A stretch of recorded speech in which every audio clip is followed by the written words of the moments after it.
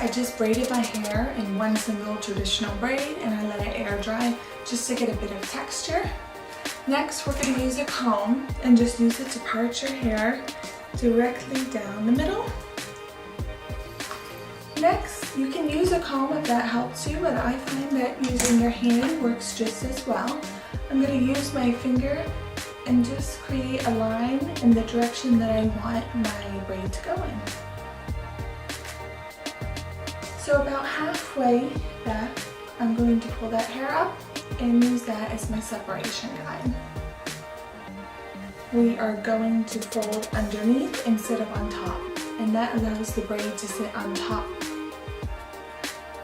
So I'm going to break my braid up into 3 sections.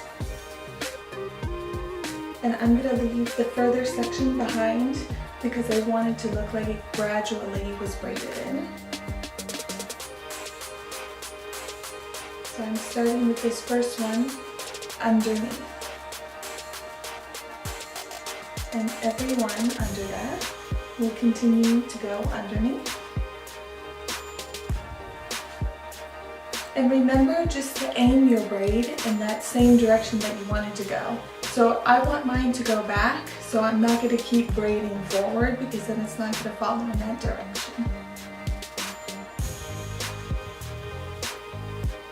And as I'm braiding back, I'm going to pull little bits of hair in that braid so it looks like it is braided in uniformly.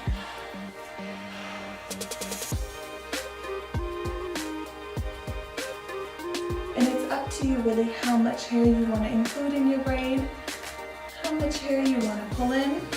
And if you feel like your braid's not perfect, don't worry, because we are going to make this braid a little unconventional and we're going to loosen it and mess it up a little bit.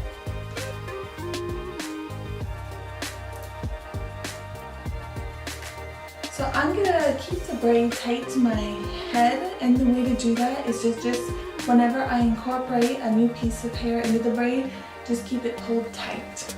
So I got one of our little clear elastics, and I'm going to take that braid and take a piece of hair that's not in the braid and just tie it down to my hair. It's okay if it's not perfectly tight. Remember, it does not have to be perfect. You can always make it your own.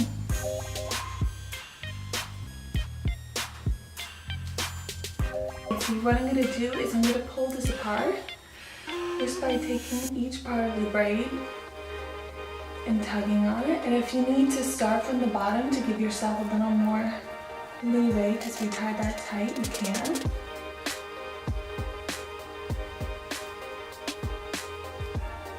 We're just going to work and pull.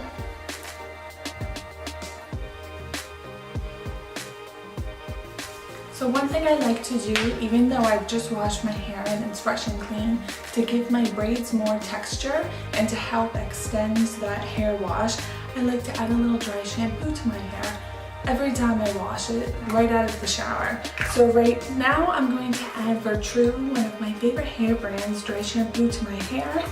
It's wonderful for braided hairstyles because it helps build up that texture.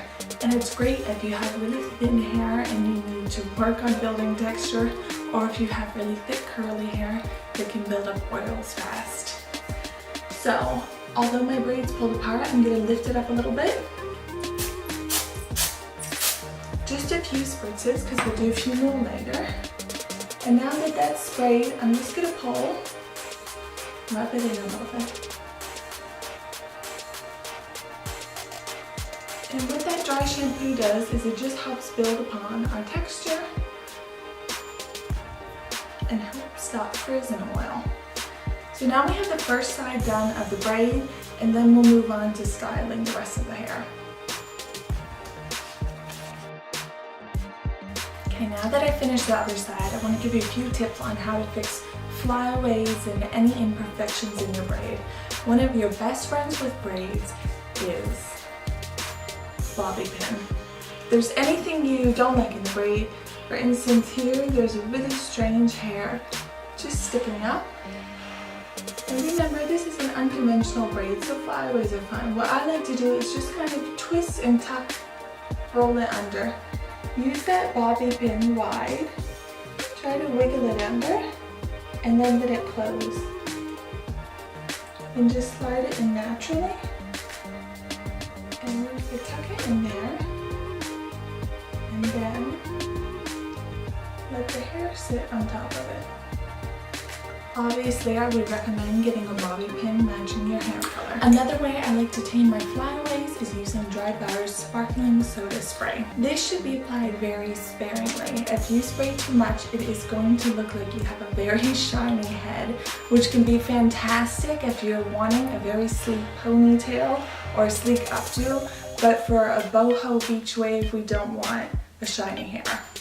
So what I recommend is actually spraying some on your hand, or even a toothbrush, which acts fabulous as a little comb, and just kind of using your fingers to pat directly on those flyaways, and you can pat it in the same direction of your hair. That way our hand is targeting just that piece of hair that we want, and not our whole head. So one way I'm going to finish off accessorizing my hair is with some decorative hairpins. I found that as adults, you have a fine line to walk with hair accessories. You don't want to look like you're a little kid with a ton of bows in your hair. So using vintage looking inspired pins or really modern pins is the way to go. So I'm going to use 3 pins today. And I'm just going to place my pins where I see fit. Once again, you can place them wherever you would like. But I'm going to do 2 on one side and 1 on the other side. I hope you enjoyed that half up, half down symmetrical braid tutorial.